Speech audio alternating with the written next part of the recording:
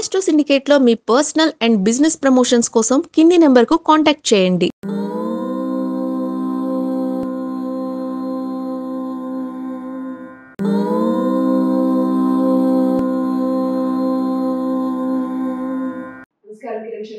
అఖండ ఐశ్వర్యం వస్తున్నాను.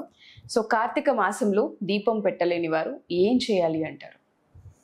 ఒకటి గుర్తుపెట్టుకోండి, దీపం పెట్టలేనటువంటి స్థితి కూడా ఉంది అంటే దాని కొద్దిగా ఇబ్బందికరమైన వాతమ్మ.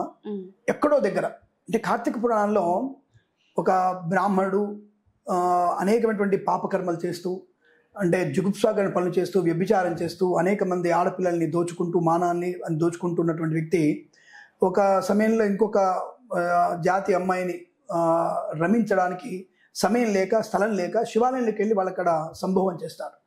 ఆ సమయంలో వాడు ఇక్కడ దీపం పెట్టడానికి వెళ్ళని చెప్పేసి సరే నీ పవిట మీద ఉన్నటువంటి దాన్ని దారం తీసి దీపం పెడతారు. ఈ దీప బిల్లులో ఇద్దరు రమించడానికి పెడితే సరే అప్పుడే ఇంకొక మొగుడు వస్తాడు, మొగుడు ఇద్దరిని చంపేస్తాడు, వాడు చచ్చిపోతాడు. వీళ్ళిద్దరూ నారాయణ లోకానికి వెళ్తుంటారు, విష్ణు లోకానికి వెళ్తుంటారు. బ్రాహ్మణుడు మాత్రం నరకానికి వెళ్తుంటాడు. ఇదేంటయ్యా, నేను వ్యభిచరిస్తున్నటువంటి వాళ్ళు అనేక పాపకర్మలు వీళ్ళిద్దరు కూడా వచ్చేసి రమిస్తూ సంభోగం గుళ్ళో చేస్తున్న వారిని తీసుకెళ్ళి విష్ణులోకాన్ని తీసుకెళ్తున్నారు, నన్ను నరకాన్ని తీసుకెళ్తున్నారు అడిగితే ఆ సమయంలో వాళ్ళు ఈ అమ్మాయి తన వస్త్రముతో దీపం వెలిగించడం, వీడు నెయ్యి తీసుకొచ్చి వ్యభిరించే వ్యక్తి నెయ్యి తీసుకొచ్చి ఇవ్వడం, ఆ ఇద్దరు ఎవరైతే తప్పు పని చేస్తున్నారో వాళ్ళు శివాలయంలో దీపం పెట్టారు. అంటే అసలు కారణం లేనటువంటి సమయంలో కూడా శివాలయంలో జస్ట్ వాళ్ళ కోసం పెట్టిన దీపము పుణ్యాన్ని కలిగించింది కార్తీక మాసంలో. ఆ రోజు ఏకాదశి. అంటే ఆ దీపం పెట్టిన ప్రభావం చేతనే వాళ్ళకి ఎన్ని రకాల పాపాలు పోయినాయి. అంటే ఇక్కడ మళ్ళీ ఉద్దేశం మన వాళ్ళందరూ కూడా అనుకుంటారు, ఓ ఇదంతా తప్పని చేసి శివాలయం దీపం పెడితే అయిపోతుందంటే కావాలని దీపం పెడితే రాదు. వాళ్ళు తప్పుడు పని చేస్తూనే అయాచితంగా దీపం పెట్టారు. అటువంటి వాళ్ళకి పుణ్యం కలిగించి విశ్లోకం పరిస్తే మనము నిజంగా కావాలని స్పష్టంగా భగవంతుడు భక్తితో పెడితే ఎంత పుణ్యం వస్తుంది. ఇవి కార్తీకులు ఇవే చెప్పారు కార్తీక పురాణంలో.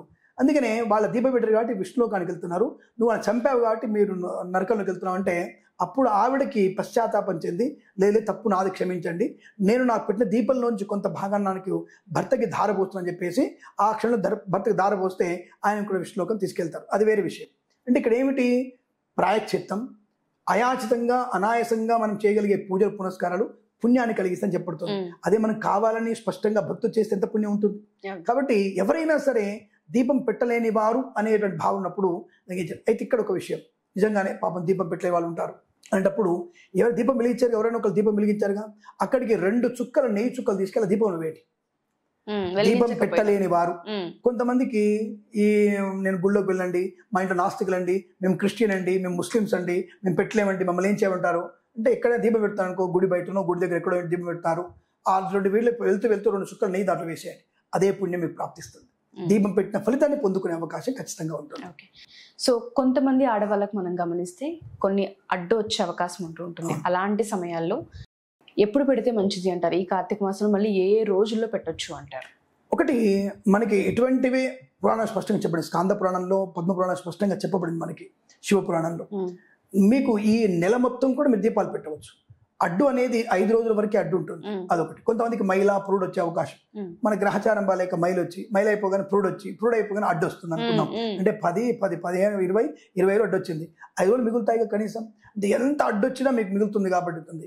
లేదా ఏదైనా సరే మీకు అడ్డు వచ్చినప్పుడు, చేయలేని సమస్య వచ్చినప్పుడు, అనారోగ్యంతో ఉన్నప్పుడు ఖచ్చితంగా మీరు చేయాల్సినది 5 రోజులు ఉన్నాయి. ఒకటి 5, 6 రోజులు ఉన్నాయి. ఏకాదశులు, 4 సోమవారాలు, అలాగే మాస శివరాత్రి, పౌర్ణమి. ఈ రోజులు కనుక, ఈ 6 రోజులు కనుక మీరు వాడుకున్నట్టయితే ఈ 6 రోజుల్లో కనీసం ఒక్కరోజైనా దీపం పెట్టి, ఎంత అడ్డొచ్చినా ఈ 6 రోజులు రాదు కాబట్టి ఏదో ఒక్క రోజు మీకు ఉంటుంది కాబట్టి ఆ ఒక్కరోజైనా సరే దీపారాధన చేసుకోవడం విశేషం. తప్పకుండా మీకు జన్మరాహిత్యాన్ని పొందుకునే అవకాశం, మోక్షాన్ని పొందిన శివుడి అనుగ్రహం. దీపం పెట్టడం వల్ల ఐశ్వర్యం. ముందుగా మనకి ఈ జన్మ కావాల్సింది రోగము లేని శరీరము, అలాగే ధన ప్రాప్తి. ఈ 2 ఉంటే చాలా మనిషికి. కాబట్టి ఇటువంటి 2 ఉండడం వల్ల ఏమవుతుంది, మంచి బుద్ధి ఉంటుంది ఆటోమేటిక్ గా. ఆరోగ్యంతో ఉన్నవాడు, డబ్బు ఉన్నవాడు మంచి బుద్ధి ఉంటుంది వాడికి. కాబట్టి అటువంటి మంచి బుద్ధి కలగడానికి జ్యోతి ప్రజ్వలన.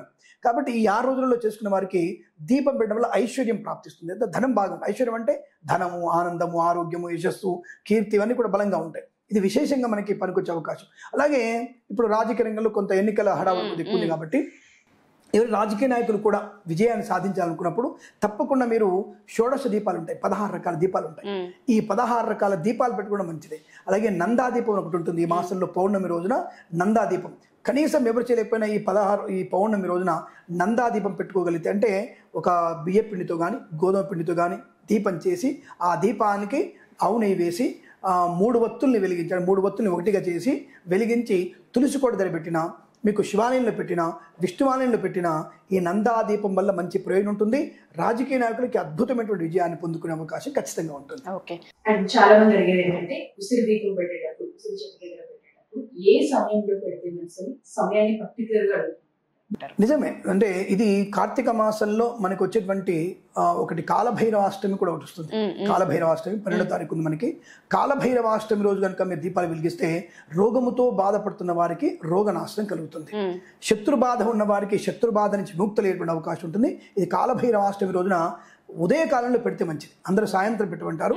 ఉదయకాలంలో మీరు దాదాపుగా మీరు 5:30 నుంచి 7:30 మధ్యలో ఈ సమయంలో పెడితే విశేషమైనటువంటి కాలభైరవుడి యొక్క అనుగ్రహంతో శత్రునాశనం, కార్యసిద్ధి, జనాకర్షణ కలిగి రోగనాశనం, అంటే రోగం మొత్తం కూడా నాశనం అయిపోయి సంపూర్ణ ఆరోగ్యం పొందుకునే అవకాశం ఇది ఒకటి ఉంటుంది. రెండవది ఉసిరిక దీపం ధాత్రి పూజ చేసి మీకు వీలైనంత వరకు ఉసిరి చెట్టు కింద పెట్టండి. మనకి ఉసిరి అన్ని లేవు కదా, మనకి అన్ని చాలా చెట్లు ఉన్నాయి కానీ ఉసిరి చెట్లు ఎక్కువ లేవు కాబట్టి సాధ్యం కాకపోతే మీరు తులసి దగ్గర పెట్టవచ్చు. తులసి దగ్గర మీరు ఉసిరిక దీపం పెట్టచ్చు. ఉసిరిక దీప దానం మాత్రం పౌర్ణమి రోజు చేసుకోవడం విశేషం. క్షీరాబ్ది ద్వాదశి రోజున, అంటే క్షీరాద్వాదశి రోజున మరి కనుక మనం తప్పకుండా ఉసిరిక దీప దానం చేసుకుంటే మంచిది. మరి ఇవి ఏ సమయంలో పెట్టాలంటే ప్రదోషకాలంలో పెట్టాలి. ఉసిరిక దీపాలు ప్రదోషకాలంలో తులసి దగ్గర కానీ, పౌర్ణమి రోజు కానీ, ఏకాదశిలో కానీ, ప్రదోష కాలంలో కనుక మనం అంటే 5:30 నుంచి 6:30 మధ్యలో ఆ దీపం కనుక వెలిగించి అదే సమయంలో దానం ఇచ్చుకుంటే చాలా మంచిది. విశేషమైనటువంటి ప్రయోజనాలు పొందుకోవచ్చు. విష్ణుమూర్తి అనుగ్రహాన్ని పొందుకునే అవకాశం బలంగా ఉంటుంది. అండ్ ఇంకొంతమంది అడిగేది ఏంటంటే కార్తీక మాసంలో చాలా మంది మాంసాహారానికి దూరంగా ఉంటుంటారు. ఇంకొంతమంది రెగ్యులర్ ప్యాటర్న్ లో అసలు వాళ్ళకి ఏ సంబంధం లేకుండా పూజిస్తూ ఉంటారు. మాంసాహారాన్ని పూజిస్తూ కూడా కార్తీక మాసంలో ధూపదీప నైవేద్యాలు చేయడం అసలు ఎంతవరకు సమంజసం అంటారు? ఇది కార్తీక మాసాన్ని మనం ఇందాక ఒక దగ్గర అనుకున్నాం. మనం కార్తీక మాసం అంటే దీక్షా మాసం, దాన మాసం. అలాగే మన ప్రాణాన్ని కూడా అర్పించాలి. ప్రాణం చనిపోవడం కాదు, ప్రాణంలో భగవంతుని నింపుకొని ప్రాణ సమానంగా భగవంతుని సేవించడం. మరి ఈ తత్వం ఉన్నటువంటి మనము నక్తము, దీక్ష, దీపము, అభిషేకము, ప్రయోజనమయ్యేటువంటి కార్యక్రమాలు చేస్తున్న మనము మాంసాహారం అంటే ఆ జీవిని చంపుతున్నట్టేగా. ఏదో ఒక జీవిని చంపుతున్నావుగా, ఆ జీవిని చంపడం వల్ల నీకు నరక ప్రాప్తమే తప్ప శుభం ఎందుకు కలుగుతుంది? కాబట్టి ఈ మాసం ఎట్టి పరిస్థితులు కూడా మాంసాహారం తినకూడదు. ఇక మనం అంటే ఫిజికల్గా వద్దాం, మనం పురాణాలు పక్కన పెడదాం. ఫిజికల్గా ఈ మాసం అంతా కూడా మనకి చల్లగా ఉంటుంది, అంటే చుట్టూ చల్లగా ఉంటుంది. కొంతమంది డాక్టర్లు వచ్చేసి మీరు కోడి మాంసం తినండి, మేక మాంసం తినండి, ఇదా మాంసం అంటారు. ఇటువంటి వ్యక్తులకి నేను చెప్పేది ఒకటే, ఒరే మీకు ఏదైతే మాంసాహారంలో ఉన్నటువంటి పదార్థాలు ఉన్నాయో అవి శాకాహారంలో కూడా ఉన్నాయి.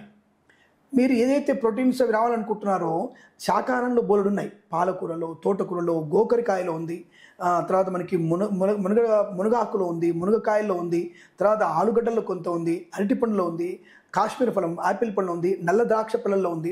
ఇవన్నీ కూడా దానికి మించినటువంటి ప్రోటీన్స్, ఐరన్ అంతా ఉండేటువంటి అవకాశం. అంతకంటే మించింది సూర్యోపస్థానం. ఎండలో నిలబడినారు చాలు మీరు నాయన, మీరు D12, B12 అలాగే 12 అంతా కూడా మీకు B12 వస్తుంది, D4 కూడా వస్తుంది, D12 కూడా వస్తుంది మీకు. ఇవన్నీ కూడా వస్తాయి మీకు. ఎందుకు?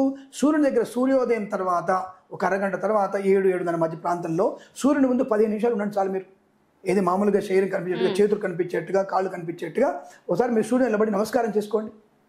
మీ ముఖ వర్చస్సు ఉంటుంది, శరీరంలో ఒక మంచి వర్చస్సు ఉంటుంది, అభివృద్ధి ఉంటుంది, రోగంలో శరీరం ఉంటుంది. ఇవన్నీ కాకుండా ఇవన్నీ వదిలిపెట్టేసి మనము కేవలం మాంసాహారమే తినడం, ఆ ప్రోటీన్స్ కోసం చెప్పడం అనేది దౌర్భాగ్యస్థితి. కాబట్టి ఈ మాసంలో మనం ఎంతైతే జీవాన్ని మనం ఇబ్బంది పెట్టకుండా, ఏ జీవిని మనం ఇబ్బంది పెట్టకూడదు, చీమకు కూడా హాని చేయించకూడదు. అలా చేయకుండా దాన ధర్మాలు చేసుకుంటే ఉండగలిగే శక్తి ఉంటుంది. మరి ఆ తిని కూడా పూజ చేస్తే మంచిదని అంటే కార్తీక పురాణ కథలు ఉన్నాయి కొన్ని. అనాయాసంగా, అనాయాచితంగా కొన్ని దీపాలు పెట్టినా, కొన్ని మంచి పనులు చేసినా, నది స్నానం చేసినా, ఈవెన్ దో కుక్కకు కూడా మోక్షం వచ్చింది కార్తీక పురాణంలో. కుక్కను ఊళ్ళో శివరాత్రి రోజు మహాశివరాత్రి రోజున అందరు కొడుతూ ఉంటారు, దానికి ఎక్కడ తిండి దొరకదు, శివాలయానికి వస్తుంది, కొందరికి అందరు అక్కడ ఉండేసరికి ఒక మూలకు పోయి కూర్చుంటుంది, అది గట్టిగా అరుస్తుంటుంది, వాళ్ళందరూ శివనామస్మృతి వింటూ ఉంటుంది. తోకుతున్న ఇట్లగానే ఒక మారేడుదలం వెళ్ళి శివుని మీద పడుతుంది, పెడగానే మర్నాడు దానికి భోజనం చేస్తుంటుంది, అయిపోతుంది, చనిపోయిన మోక్షం వస్తుంది. అరే కుక్కకి ఎట్లా మోక్షం వచ్చింది అంటే అది తెలియకుండానే ఊరు ధర్మంగానే శివాలయంలోకి వచ్చింది. తన పని వల్ల ఏదో దీపం నాకు కానీ దీపం నెయ్యి దాంట్లో పడింది, నెయ్యి దీపం దాంట్లో పడింది, దీపం వెలిగింది, తోకతోనగానే ఒక బిల్లుదనం పడింది. అంటే చెప్పడం కోసం ఇవన్నీ కూడా, అంటే కుక్కకు కూడా ఇటువంటి అనాయితంగా చేస్తే మోక్షం చెప్పినప్పుడు అటువంటివి అసలు ఏ అంటే మనకి మనసులో సంకల్పం లేకుండా చేస్తే అంత పుణ్యం వస్తే మీరు కనీసం సంకల్పంతో చేస్తే ఎందుకు రాదు? కాబట్టి అలా తిన్నాక కూడా చేయొచ్చా అంటే అది మీ ఒక బుద్ధి విచక్షణకి వదిలేయాలి. కాబట్టి తినకుండా చేయడం ఉత్తమం. తిన తర్వాత చేసినా ఏమో మరో కార్తీక మాసానికి తినబుద్ధి అవ్వకుండా భగవంతుడు మీకు అటువంటి ప్రేరణ కలిగిస్తాడేమో. ఒకవేళ మీరు మాంసాహారం తిన్నా సరే దీపం వెలిగించండి, మంచి జరుగుతుందని చెప్పవచ్చు. థ్యాంక్ యూ గురువు గారు. శుభమస్తు, ఆనంద సిద్ధిరస్తు, సర్వే జనా సుఖినో భవంతు.